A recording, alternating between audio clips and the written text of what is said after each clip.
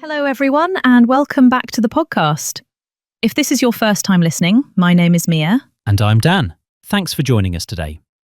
Last time, we spoke about introducing yourself in English, just keeping it simple and not overthinking it. Today, we're continuing from there because introductions are only the beginning. The harder part is usually what comes next. Yes, I agree. I think that moment right after the introduction is where people feel stuck. You've said your name, maybe where you're from, and then there's this pause. And in your head, that pause feels much longer than it actually is. People start thinking, oh no, I should say something now. And the pressure kicks in. Exactly. And I think a lot of learners assume that native speakers always know what to say next, like there's a smooth, perfect sentence that naturally follows. But honestly, most conversations don't work like that. There's usually a small pause, a bit of thinking, and then someone says something very ordinary. Exactly. That pause is normal, and it doesn't mean the conversation is failing. It just means both people are deciding where to go next. Once you realise that, it takes a lot of pressure off. You don't need to fill every second with words. So let's imagine a real situation. You meet someone new and say, "Hi, I'm Mia." They reply, "Hi Mia, I'm Dan, nice to meet you." That moment right there is where people freeze.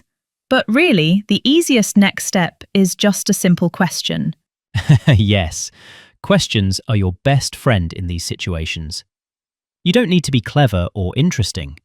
Something like, "So, where are you from?" or "What do you do?"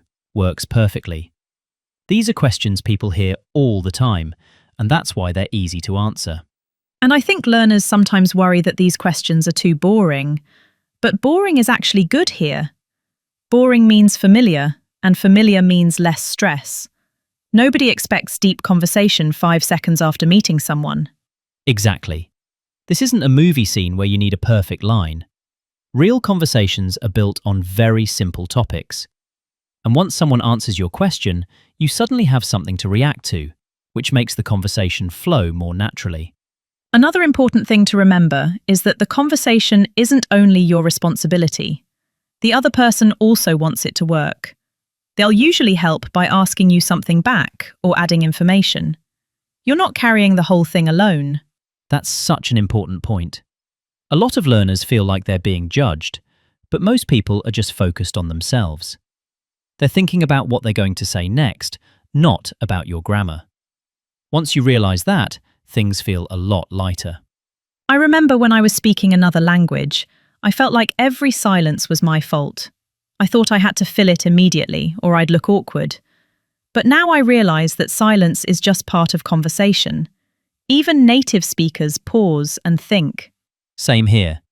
And honestly, some of the nicest conversations have little pauses in them. It gives everyone time to breathe. So if you stop for a second, that's not bad English. That's just being human.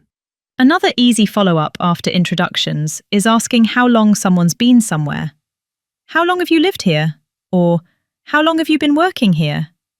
Those questions work in so many situations, and the answers can be really short.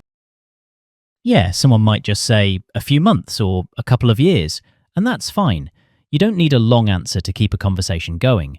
Even a short response gives you something to react to or comment on. I also think it helps to remember that conversations don't have to be long. Especially with new people, a few minutes is enough. Sometimes the goal is just to be polite and friendly, not to become close friends straight away. Exactly. Ending a conversation early doesn't mean you failed. It just means the moment has passed.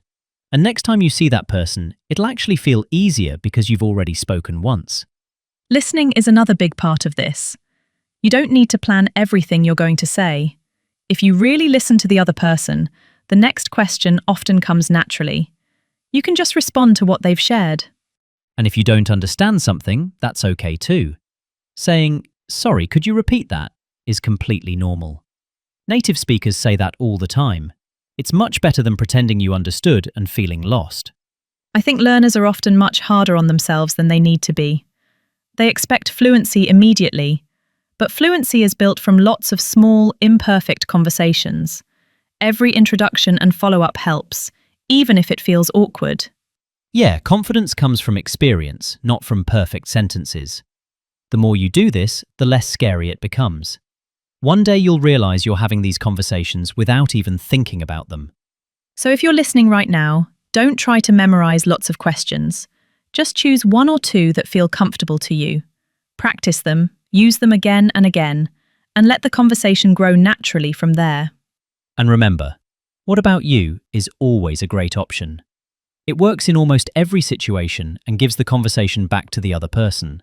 Simple, effective, and very natural. Yes, so let's practice quickly. Hi, I'm Mia. Hi Mia, nice to meet you. My name is Dan. Where are you from, Dan? I'm from the UK. Where are you from? Well, me too, Dan. I am also from the UK. What do you do? I am a podcaster. What about you? And that is how easy it can be. All right, I think that's a good place to stop for today. Introductions don't need to be perfect, and neither do the conversations that follow. Be kind to yourself and take it one step at a time. Thanks so much for listening. Let us know in the comments what you think is the hardest part about a conversation.